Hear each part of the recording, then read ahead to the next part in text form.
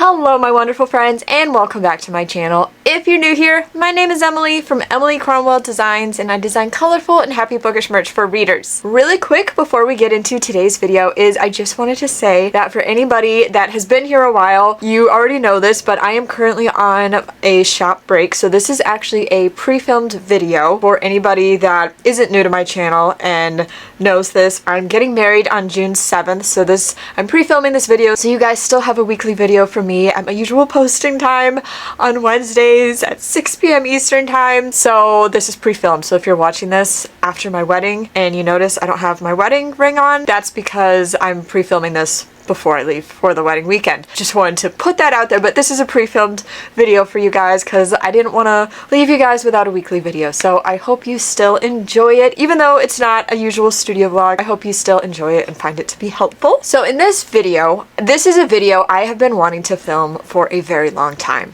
Like well over a year. I have had all the things written down that I want to talk about. I keep adding to it when I think of things, and I've just not had the time to sit down and do it because I'm always so busy that I'm always just doing studio vlogs. But I was like, what better time to finally film this video than a week where I'm not going to be around to have a studio vlog. So I was like, let's do it. So let's get into it. So this video is for you. One, if you just want to watch one of my weekly videos, this is for you. But two, this is for you if you are thinking about starting a small business and you might be nervous or you might be scared, because starting a small business is very nerve-wracking and it can be very scary. So I hope this video is able to help you, and this video is also for you if you already have a small business and you still just feel like you need some more tips, or maybe you want to learn something new and see if there's something new you could try, or you're still trying to figure things out and you just need some extra help. This video is for you, and I just really hope you guys find this to be helpful. So really quick about me. So if you're new here and you have no idea who I am,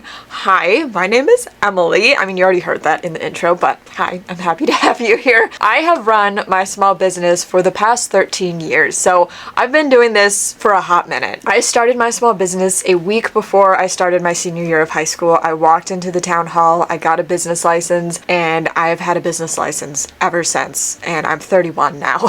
And let me just tell you, there are so many things that I wish somebody had told me before I started my business. So this video is for all of you, the one who's just beginning their small business journey, or the one who may be in the middle and you might be feeling tired or lost or not sure what's next, what direction to go in, or if you're just someone who's been doing this a while and you're possibly frustrated by things and didn't know you have to do this or this and this, because there's so many moving parts that goes into running a small business that you don't see on the front end, like on social media or even like studio vlogs. You don't see all like the technical things or the logistics of things, and this is what this video is intended for, to help with that and shine a light on things and hopefully help you the way that I had wished that someone was able to sit me down when I first started and tell me, you need to know these things. So these are the real, honest, behind the scenes things that goes into running a creative small business, and I'm ready to just get into it. So here we go. Okay. Number one, get an EIN number. That is the most important thing you can do, in my opinion, when you first start out. I didn't do this. I have a story about this. I waited years, okay? Years. Like, I'm talking like 11 years in until I got an EIN. I had just used my social for like taxes and all that stuff. And I'm gonna tell you a real life example of how if you do that, it can come back and cause some problems. I put it off for the longest time because I was like, I don't need that. Like, my business isn't gonna grow. Like, I did not believe in myself really from the beginning, and you should, okay? You should always believe in yourself, but I never ever thought that I would be able to build my business to be like what it is now. Like, never ever in my wildest dreams. And again, when I started it, I was young, So I wasn't fully thinking ahead, and I was like, I don't need an EIN. Like, no, like that just sounds like an extra step that I don't need to take. And for some reason in my brain, I always thought it was gonna be like this time-consuming, really intimidating process, and it's really not. Like, it is so easy, like so easy. And I just want to encourage you guys to do that. And if you have a small business already and like you've had a business for a few years or something, you can still do it. I didn't get one until like 11 years into my small business. So let me just give you my example about where it really came into being required and why I ultimately got one. So the reason I got an EIN is because,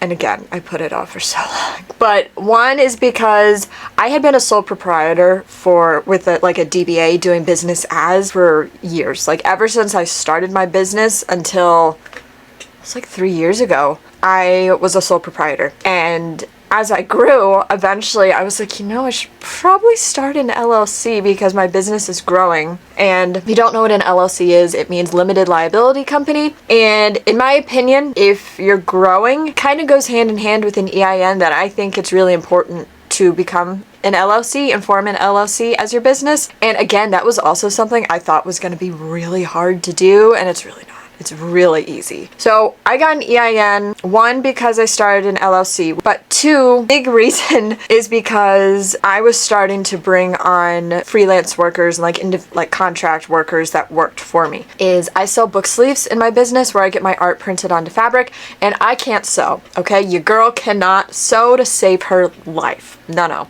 So originally my mom had done it for years, and then the book sleeve side of my business grew to the point that she couldn't keep up with it. So I hired seamstresses that do freelance work for me on a contractor basis. I brought on some people for doing that, but then also I brought on my mom to work for me. She's also like a contractor basis because she's not down here on like a part-time schedule. She really works whenever she wants to work, and a lot of times she just takes stuff like the monthly clubs and goes up to the living room and just does it in front of the couch. She's not on like a part-time schedule. My accountant had advised me that if I ever wanted to hire someone as like on an employee basis, that you have to have an EIN. So I was like, you know what? My business is growing and I'm having to pay sales tax in all these states, and I wish I did not wait to get an EIN so late, because I then had to go into every single state that I have nexus in, which is like, I don't know how many states, it's like 13 or 14 states that I have nexus in, that I have to pay sales tax to all these states. I had to then go, and about like a third of the states I could just update my EIN number with them. The rest of them I had to get a completely new state sales tax registration, which is a process, okay? Because then you have to go in and cancel your last one and make sure you pay out that, and then you register for the new one. And I use a tax software company to pay my state sales tax, so then I had to do new registrations with them. It took me like a month and a half just to configure everything. I was on the phone multiple times a day with all these different tax phone numbers, and it was a headache. It finally got sorted out and it's doable, but I don't recommend waiting solely for the fact that you may not think that you're gonna grow to the point where you need one, but it's literally such an easy task and to just do right from the get-go and just get one. Like, you will save yourself the biggest headache down the road if you get it, and you need to then change over all your documents, because then you need to update it on your Shopify site, on your Etsy site, update it. Like, it's a headache to have to go and update it. After you already have things just going well, it's a headache. So take it from me, get an EIN very early on, and then make sure you register your business. Okay, and next thing that I wish somebody had told me is open a separate business bank account. Now, my mom had helped me do this back in the day when I first started my business, but I did not understand the importance of it, so I didn't really use it. Granted, when we did it, it was at like a completely separate bank. They didn't have a mobile app back then to use it, so you had to drive all the way over there to do it, and it was just really a headache. And at that point in my business, I was just doing like craft shows, and I rarely sold on Etsy, so I didn't really know how to use it. But let me tell you, come tax time, and if you're working with an accountant and a bookkeeper, which you should, which I will get to, you are going to save yourself such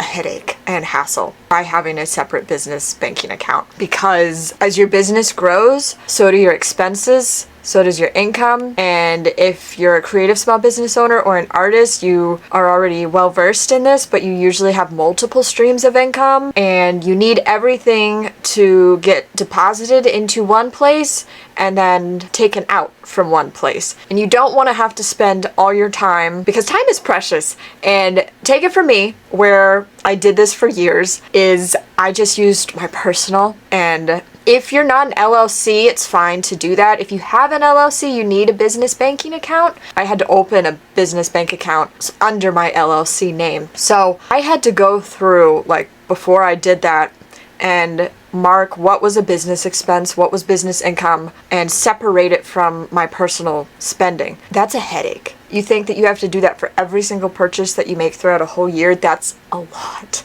And it's so much time wasted that you really don't need to do. So please take it from me and open a separate business banking account, and anything you buy for your business, you use that card. And you take money out of that account, never your personal. Anything you get deposited and you earn for your income for your business, deposit it into that bank account. Do not deposit it into your personal. Once it gets deposited, you can then transfer it to your personal, to your savings, wherever you want it. But to keep things least amount of messy as possible and just make it really easy for you, open a separate business bank account.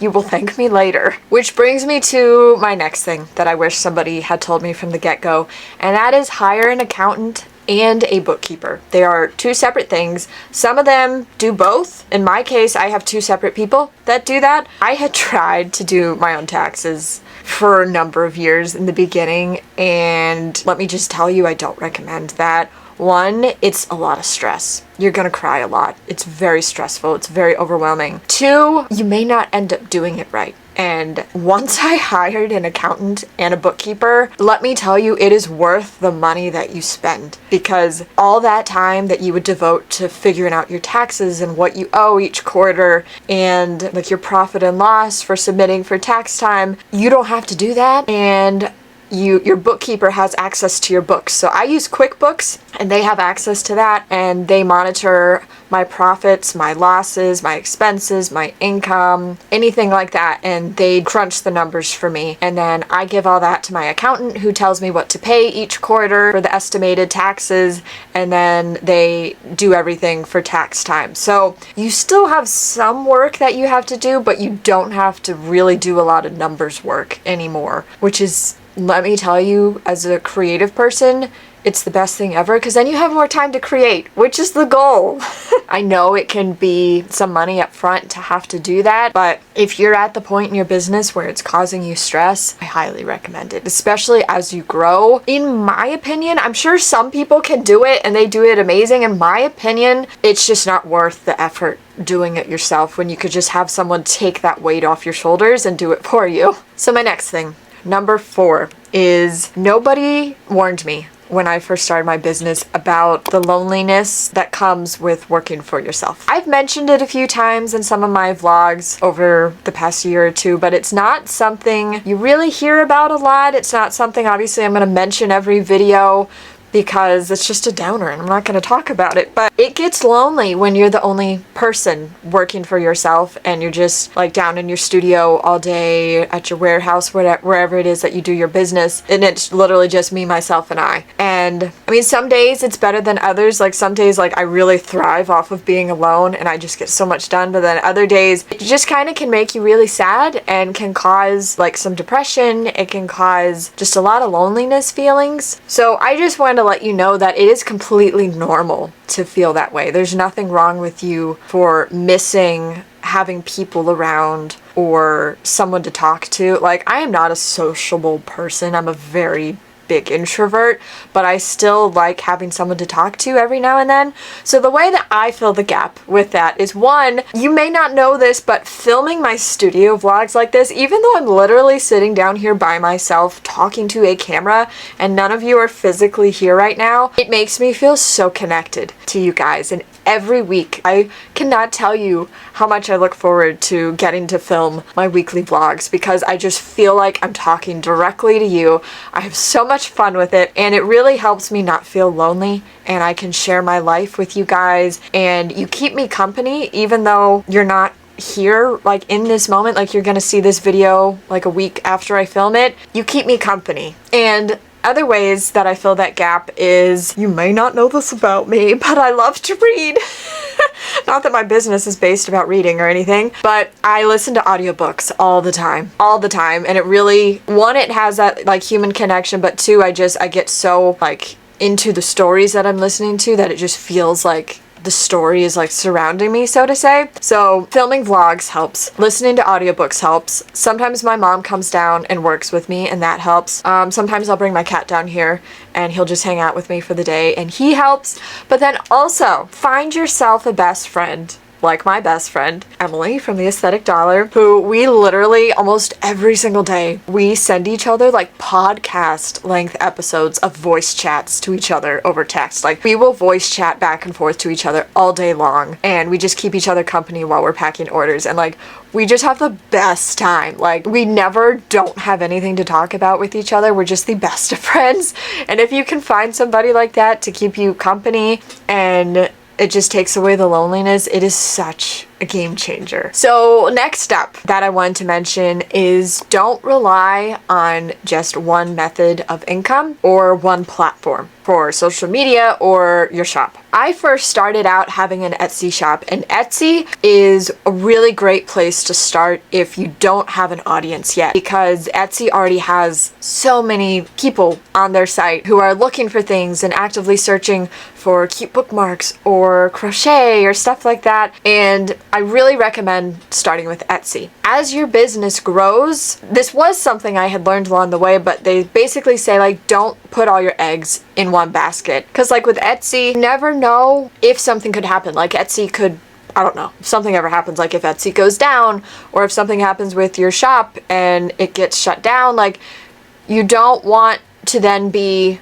left with nothing. Like I really recommend starting when you're ready your own separate e-commerce site in addition to Etsy. I'm still on Etsy and I still get sales from it, and it's still a great platform for me. But once I started my own e-commerce site, I put all my efforts and my energy into promoting that, and it just really helps you also build your brand and a name for your brand, and you can make it completely your own. Like it's your own website. One, it just really helps to build a good brand experience and a name for yourself, but then two, that you can control like the back end of it. You can see customer analytics, you can have a chat box up there, like you can really make it whatever you want to be. And then also is the same, it goes for don't just rely on one platform for social media. So again, the algorithm on social media channels is always changing. 1 month, like for example with me, 1 month my videos and posts could be like off the charts doing phenomenal, and I'll be like, oh my gosh, this is amazing, and then the next you can always tell when there's a shift because I'm like, why is it crickets? And it gets scary. Like I'll be fully honest, it can be very scary when that happens. I will say it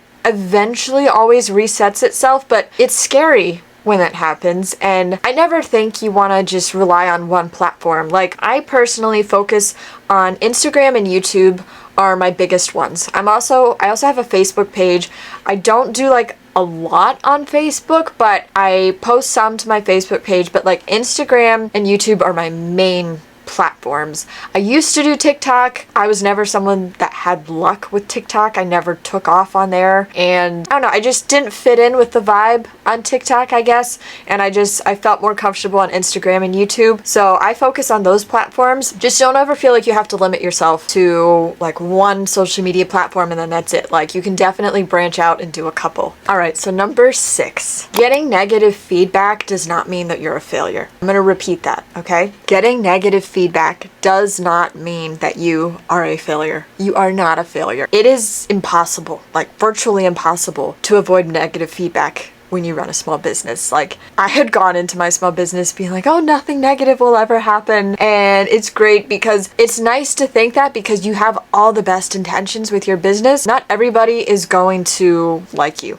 just to put it bluntly. And I don't say that in a harsh way, but I'm just saying that because I learned that the hard way, that I put out the most happy, colorful, positive vibes I feel that I possibly can, and I get relentless pushback from people on social media. I get mean messages, I get mean comments, I get mean DMs, I get negative feedback on my products.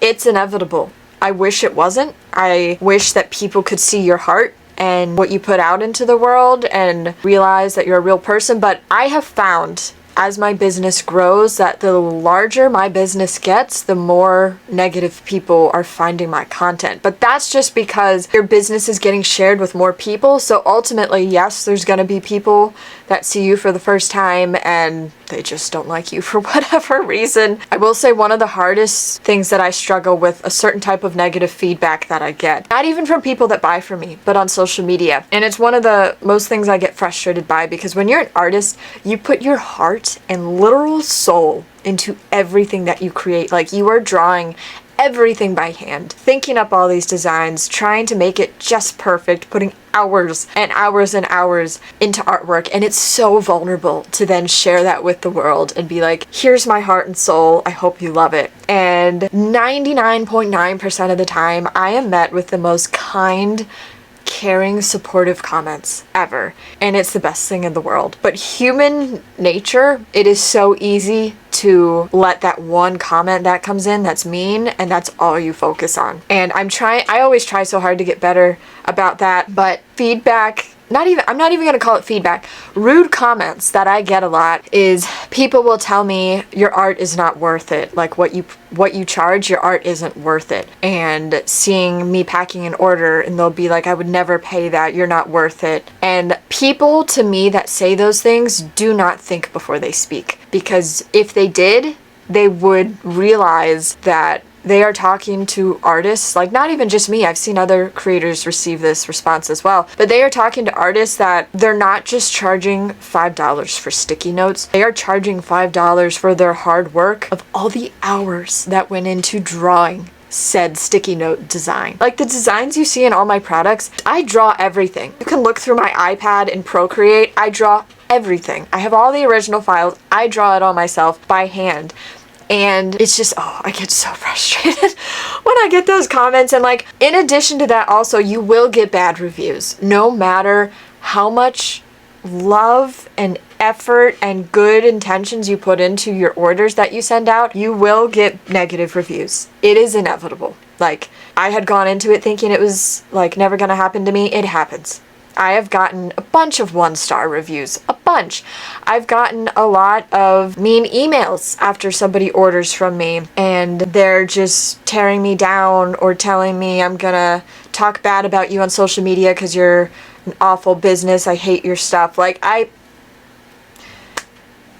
to me, you just have to start perceiving it as just outside noise. You can't let it get to you. I know that's a lot easier said than done, believe me, because sometimes I'm still like, just yesterday I received a really negative message. Over time, you start to build a thicker skin and you just start to realize that unfortunately it just comes with the territory of being a small business owner. And there is a difference between helpful feedback and someone just being downright rude. Like, if someone maybe has an issue with something they received, I don't know, for example, if something arrived, this is a good example. I used to ship out my acrylic ornaments and my acrylic keychains in bubble mailers. Used to be totally fine, never had an issue. I had a customer one time receive it and sent me a picture and it was completely broken and smashed. I was like, oh, okay, and like, understandably, they weren't happy about it, but that's the type of thing where you take it as a lesson and you learn from it and find it helpful. And I was like, okay, I'll send you a replacement, totally on me. And from that point on, I learned that, okay, I can't ship out keychains and ornaments in a bubble mailer because there's the potential. It could arrive fine, but there's the potential that it could get damaged during shipment. So that's when I made the switch. I always put them in a box so that they're protected during shipment.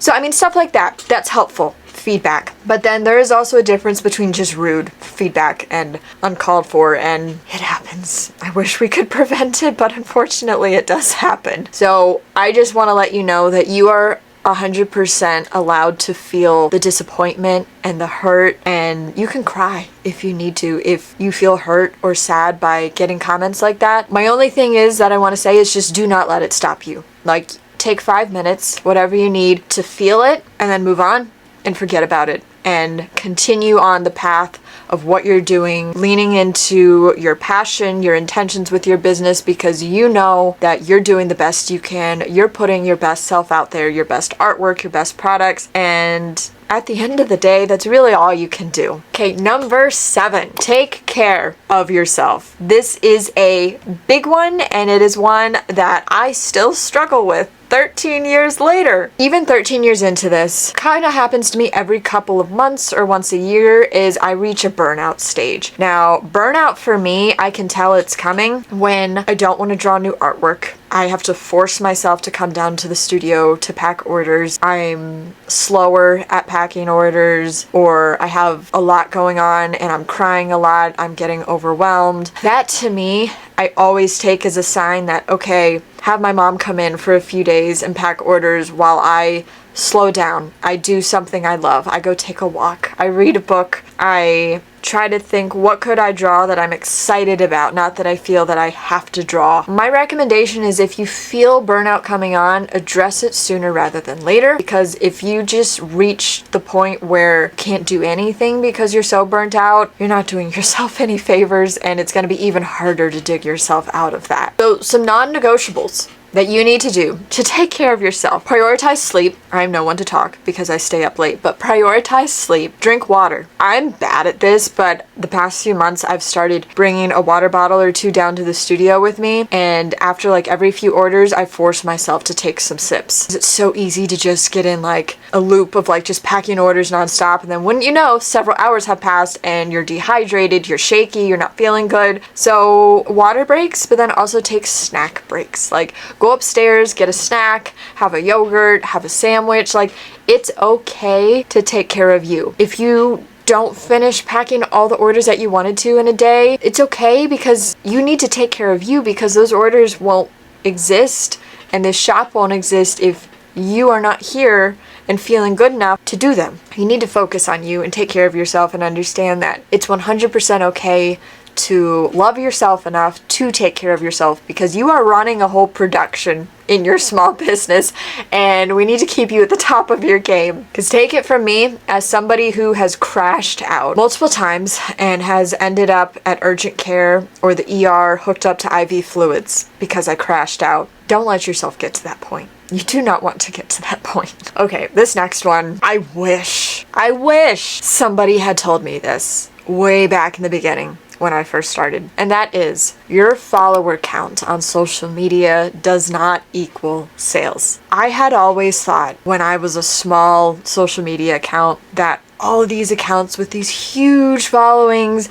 must be like so rich, making all these sales, getting all these orders, and that is not the case. Being fully honest, that is not the case. Take it from somebody who has 90-something thousand Instagram followers. Yes, I get a lot of orders. Every launch that I do, it's not 90,000 orders. That's not one order per follower. That's not how it works. And that was like how my young brain thought when I got into it. And I was always like, well, if I could just reach this magic number on social media, then I know I'm good. If I could just reach this number, I'll have orders all the time. And there is no magic number. There is no perfect number. There is no threshold that you get to and you're guaranteed orders. Like, that's just not how it works. Like, there's a lot of times, a couple of times actually, where I like posted about new things. Specifically, when I first started doing earrings, I had posted about them a bunch. And I got so much engagement on social media, like so much. So many people were like, I love them. They're so cute. This is awesome. I love this new thing you're doing. And when I had my launch, it was semi-crickets. Like, I got hundreds and hundreds and hundreds of engagement in the terms of likes and comments when I posted about them. And I did not make many sales. I sold a good amount of them, but I did not make near the number of sales that I normally do with the launch. And I just remember feeling so confused. This was a number of years ago, but I was like, what?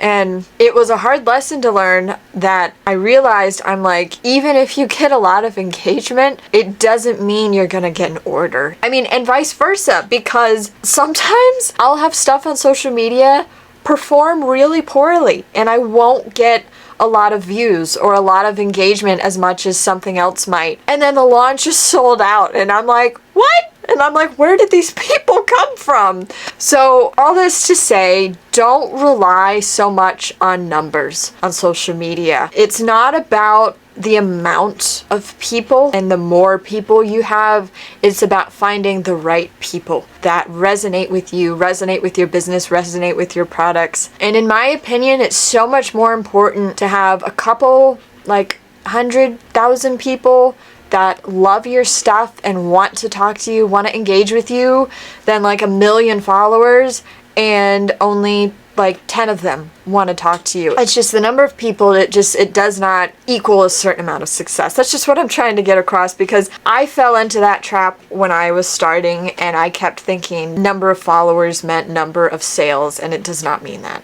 at all. Just to put that honesty out there, that from someone who does have a high follower amount, it does not equate to that. My next one, and I feel really strongly about this, is that whether you're just about to start your business or you've been running your business for a while, but there's something new you want to try, you will never fully feel ready, but you need to do it anyway. Because if you keep waiting, one, you're going to eventually regret that you never did it, and you're always going to be like, what if? What if I did it? What if I started this? What would have happened? And I'm a big fan of you learn as you go. Specifically, this really resonates for me with my subscription box that I started. I've talked about this a lot on my channel. I had put off starting my subscription box for a good year or two. I had the idea 2 years prior, before I ever started it. I had drawn out the whole box design, planned out like my first box, what I wanted in it, for a whole year before I ever started it. And I kept feeling like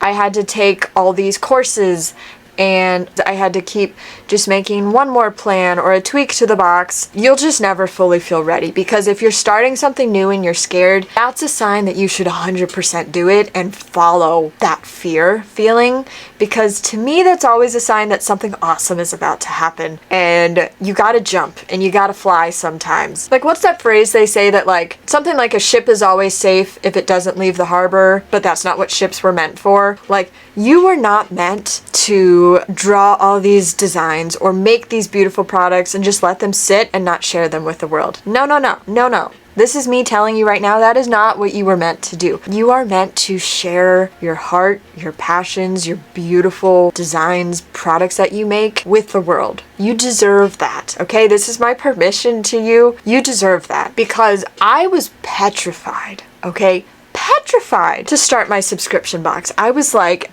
this is stupid. Nobody's gonna want it. Because me being in like the bookish industry world, you usually always see subscription boxes having a book in them with book merch. And I was like, mine's not gonna have a book in it. It's just merch for readers designed by me, but it doesn't have a book. And I was like, nobody's gonna want that. And let me tell you, they did. Because my last subscription box, I sold just under 500 boxes. Never did I think I would get to the point where it would go that well. Ever, ever, ever. And me starting that subscription box, even though I was petrified, was honestly one of the best things that I could have done for my business. Like, I cannot imagine my business now without the subscription box. Like, that is such a huge component in my business model at this time, and I can't imagine that I never did it, and I'm so glad that I shared it. And I just want to encourage you that no matter what it is that you're scared about, I just want to encourage you to at least try it, because you never know what could come from it. So number 10 is you will not be good at everything. So as a small business owner, you wear all the hats. Literally, you wear all the hats. You are the designer, you are the order packer, you are the person that orders the products and talks with the manufacturers, you are the person that unboxes all the deliveries and brings those in, you are the shipper that gets your packages to the post office, you are the cleanup crew that cleans up your studio after a busy day, you're the artist, you're the customer service person, you're the social media manager. You do it all, and you do not have to be perfect at every single thing. It is okay to outsource things that you either don't feel feel is your strong suit or that you feel that you need help with and you're ready to give up the reins for that. For example, I had mentioned earlier, I have seamstresses that sew my book sleeves for me. I can't sew. I outsource that. A year or two ago, I outsourced my customer service. I have a virtual assistant that handles customer service emails for me. Now, I still periodically will check emails and respond to them myself, but I have a lot of help from her with responding to emails, and she handles the whole print on demand side of things. So if somebody orders a shirt or a mug, she handles that and getting those orders placed. So it's okay if you need to outsource things. Like, for example, I'm always getting comments. People are like, why don't you outsource getting your videos edited? It takes you so much time. I don't outsource it because I love editing videos. Like, that's something a lot of people may not know about me, is I love videography and putting videos together and making little movies. I had taken an animations class in college where we learned how to film videos. We did stop motion animation. We did claymation, where we made little clay figurines and brought them to life with film. I learned how to edit videos and make little clips and little movies. I love video editing and making videos like this and having my own little show, so to say. So that's something I don't ever want to give up because I have so much joy when I edit videos. But if you're somebody where you want to do a YouTube channel or you want to post short form content on social media, but you don't like that process, it's 100% okay to get stuff like that outsourced. So whatever you feel you need help with or that you don't like doing but you want to do or have done, it's totally okay to get it outsourced. This next one is comparison never really goes away no matter how big your business grows. I had always thought that, like, oh, if I reached a certain point in my business, I'd be set. I would never compare myself or whatever, and that's just not the case. It's human nature to compare yourself and feel like, oh, well, maybe I'm not good enough, or just stuff like that. Because, like, something that I'm always comparing myself with is the speed at which I pack orders. I'm always feeling less than and like I'm not good enough, despite, I mean, you guys know this because you're here when I pack orders, so you see how many orders I have to pack and that I am packing orders. Specifically after big launches, I get a lot of orders in one day, and I get some customers that don't understand that if you get 400 to 500 orders in one day, and then you keep getting more orders the days that follow, it takes some time to get through those orders and pack those. Like, you're not just like standing at your desk and packing. You have to go around the studio, and for every single order that you have, which can be hundreds, you have to pull products for every single order. That takes time. Like, it really takes time. And I'm in my studio every day, Monday through Friday, like 8 to 10 hours a day, packing orders. And I'm always doing the best I can. I really struggle with comparing myself. Like, if I see other small businesses who have a lot of people work for them and they're like, oh, we just got your orders out in a day or two. I'm like, what? I mean, good for them. I'm always like amazed. I'm like, that's phenomenal. Like, good for you. But me personally, I can't do that. And my comparison gets added to when I get mean messages about it. Like, 99% of my customers are always so understanding. They understand that most of the time it's just me down here packing orders. My mom, the past few months, has started working for me part-time, and she works part-time packing orders, so I have another set of hands, and she's gotten it down now where she knows she's able to pack things on her own and I don't have to double check what she's doing. But the other times it's just me. But then also I have a chronic illness and I don't feel good a lot of the times. I'm tired a lot. I'm in pain. I'm dizzy. My blood pressure drops and I have to sit and take a break, and I feel like it's really easy for people to judge from the outside looking in, but like, I will get really discouraged when I get emails like I had an email, I don't know, it was a few weeks ago, just sending me an email, and she's like, oh, your processing time sure leaves a lot to be desired and all that. And I'm like, it's just comments like that. They don't take the time to realize what goes into packing hundreds of orders, or really think about what the person behind the scenes may be going through or doing. Like, I'm working as much as I can. Like, I had a period where I had like hundreds and hundreds and hundreds of orders come in within a few days, and I was down here like 12 hours days for 2 weeks straight, and my mom was with me 2 weeks straight packing orders. And at the end of the day, you can only do what you're able to do in your own situation. I get so many comments of people not understanding why I don't have hired help working in here to help me, and they don't take the time to think that there may be a reason for that. And the reason for that is, one, I don't want people I don't know coming into my house because my office is in my house. Two, I have an immune system where I get sick very easily from my chronic illness, and I don't want other people here, and I don't want to have to wear a mask the whole day I'm working down here because I don't want to have to wear a mask every day. I'd like to be in my studio and feel comfortable and not worried about getting sick the whole time. So for right now in my business, that's just not feasible for me. Someday down the road, when I get bigger and I have more financial means to be able to do it, I may be able to get a warehouse or a separate office space and have somebody work there and pack orders. But for right now, that does not work with what I'm able to do. So at the end of the day, it's easy to compare yourself, but you just have to remember that you're on your own path and you're doing the best you can. And as long as you're doing the best you can, that's good enough. This next one, number 12, something that I've struggled to learn, but learning to say no. For the longest time, I always felt compelled to say yes to every single custom request, to every single collab request. And as you get bigger and as your time, like free time, decreases because you're getting more busier and you have a lot more on your plate, it's okay to say no to things. You can't do everything. Like, you don't have to do every collab that comes your way. You don't have to do every custom request that comes your way. I'm someone that I used to offer a lot of custom design work, and I just don't have time for it anymore. I would love to at some point open that up again, but like currently I just don't have the time the past few months, and I've had to say no. And it's hard because like you don't want to say no to people and you want to be open to everything and say yes, yes, yes, but this is just another one of those things where it's just like you can't do all the things. You have to prioritize a certain amount of things and just learn to be okay with saying no to the others. Okay, 13. Not every launch that you're going to have is going to be a success. I wish that were not the case, but that's the truth. Not every launch is going to be successful. Take it from me. And launches are kind of like experiments.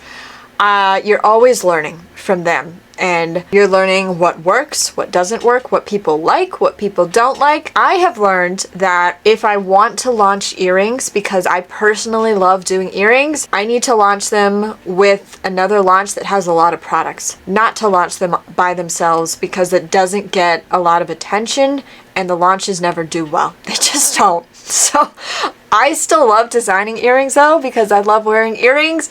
So that's something I personally don't ever want to stop designing, but they just are not a big attractor for me in terms of launches. Like they don't do well on their own. Same goes for if I'm launching, what have I launched by itself? Oh, I think like a long time ago, I had an art print. Oh gosh, that was a failure. I had an art print launch. It was a flop, if I've ever seen a flop. Like it was a pancake flop. It did not do well. Like I think when it launched, I had 3 people on the site, just to be fully transparent with you. It did not do well. And then I think I only sold 1 or 2. It didn't do well. So I learned my art prints just don't do well. So if I do list art prints, because I still like to list art prints, I list them like the earrings with a bigger launch so that they're just kind of there. So if the people that do, because I do have some people that collect my art prints, which I think is awesome. I've had some people ask me to sign them, which always makes me smile, but they're there for the people that want them. I've just learned that those type of products are not products that I should have a dedicated launch for, because it's just not going to do well. So with something like that, yes, it's a disappointment and it's very easy to get discouraged, but just try to take that as a learning point and be like, okay, this is a lesson. It's not failure by any means. It's just a form of feedback so that you can learn, take that and pivot and do different going forward. Number 14, and this kind of goes along with something that I said earlier, but rest is productive. It may not feel like it. Take it from somebody that I feel so lazy if I'm resting. Like, I can never just sit and watch TV. I have to be drawing, I have to be designing a new product, I have to be doing something, because I feel that I always have to be working on my business or else I'm lazy. And that is not the case. Like, that is a sure sign that you will be on your way to burnout at some point. Like, it's okay to fit rest into your small business like strategy and take time for you to step away for a little bit, recharge, and get your nervous system calm, get your brain calm, and you can come back into things with a fresh start. Like, personally, what I've started doing is every weekend, I do not do business things. If I have a launch, that happens on a Saturday morning, but it's very rare for me anymore to be down here in the studio. I don't pack orders on the weekend. I take that time to spend time with my family, spend time with my fiance, who by the time this video goes up will be my husband, which is wild to say, with my cat, reading a book. It's okay to prioritize rest for you. It's just something that I wanted to remind you. Number 15, this is a big one, is your business is going to evolve. Your business is not going to look 5 years down the road how it looks when you first start. Let me tell you, when I first started, I was doing watercolor art prints, I was making jewelry, and I was making dog treats. Yes, and I do not even own a dog.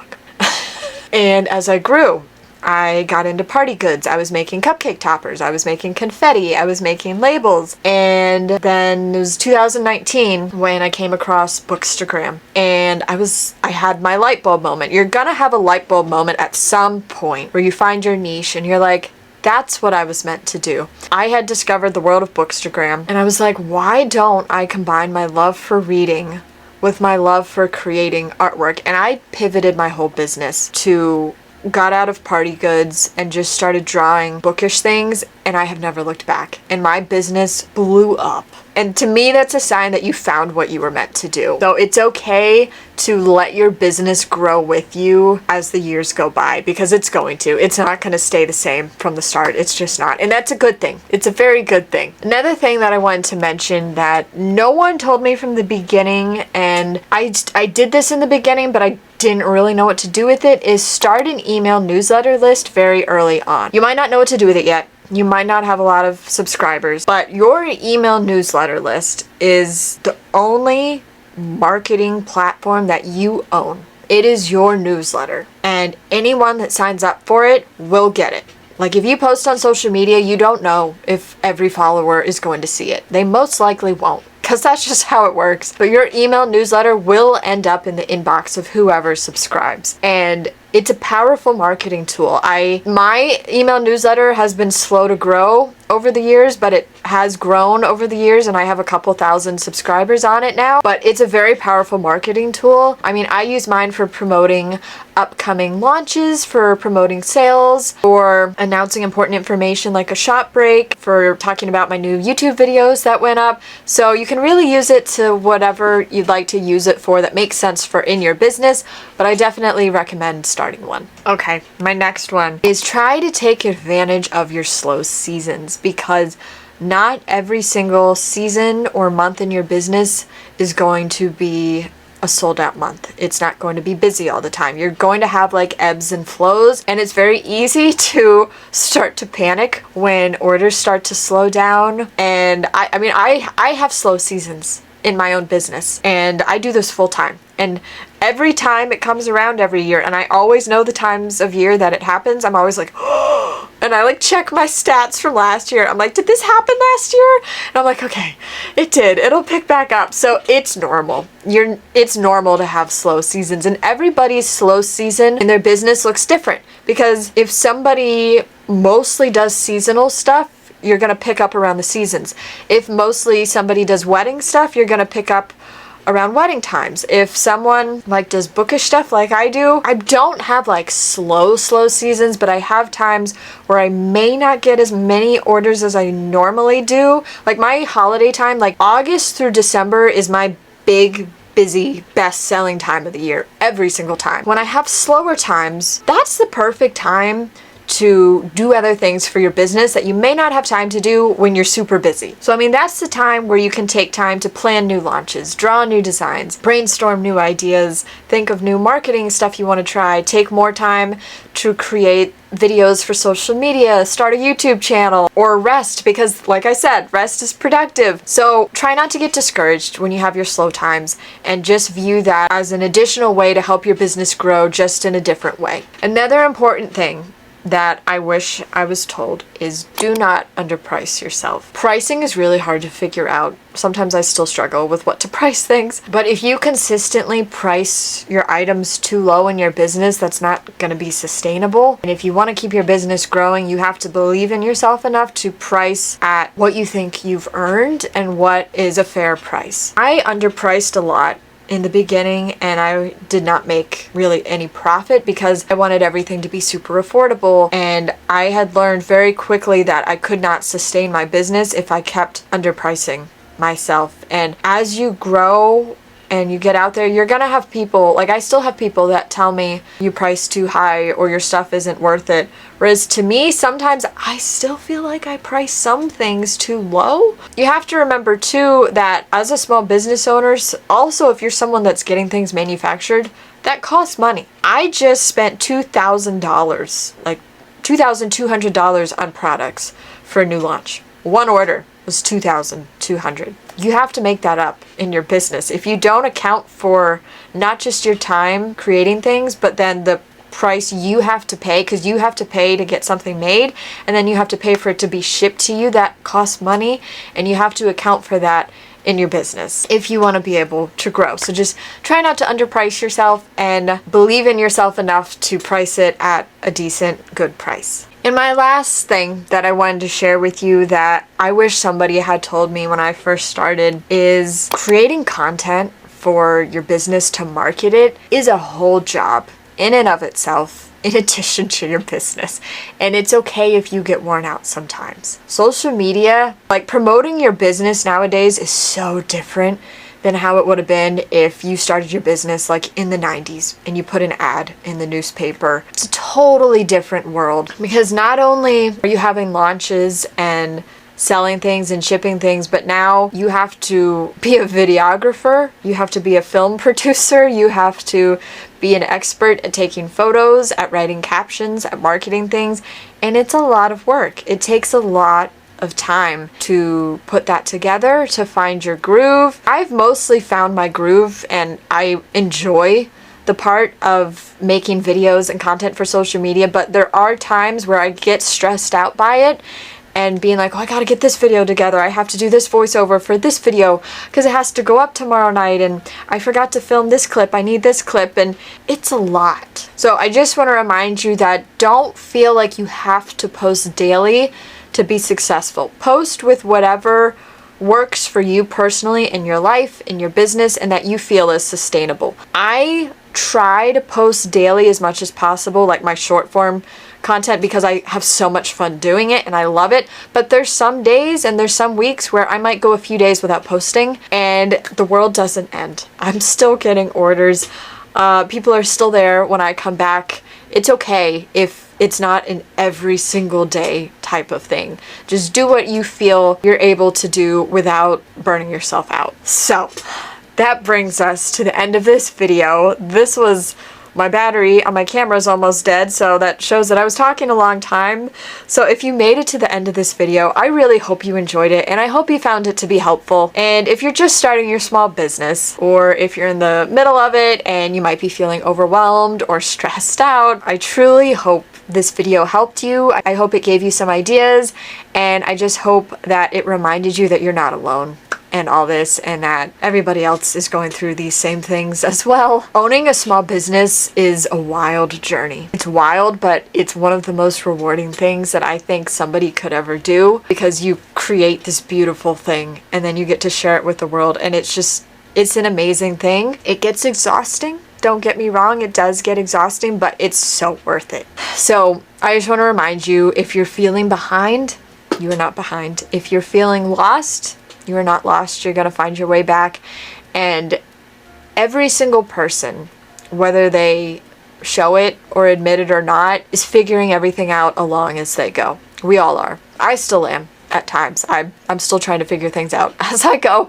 That's just part of being human and part of being a small business owner, is just enjoying the ride. So I really hope this video helped you. If something in this video helped you or resonated with you, please let me know in the comments. I would love to hear what helped you the most, because I just genuinely love connecting with you guys. I love this community that we've built on here, and I'm just really hopeful that this has helped you, because I've really been wanting to film this video for a very long time now. So I just want to let you know that I am cheering you on. You got this, you can do this, and you're gonna figure it out. One way or another, you're gonna figure it out. So that's gonna be it for me. I really hope you guys enjoy this video, and if you're a frequent viewer of my channel, I will be back next week. It's going to be my wedding weekend vlog, and I cannot wait to share it with you guys. I'm very, very excited, and I will see you guys next week. And as always, I hope you are doing amazing, and I hope you're reading some even more amazing books, and I will see you in my next video. Bye guys!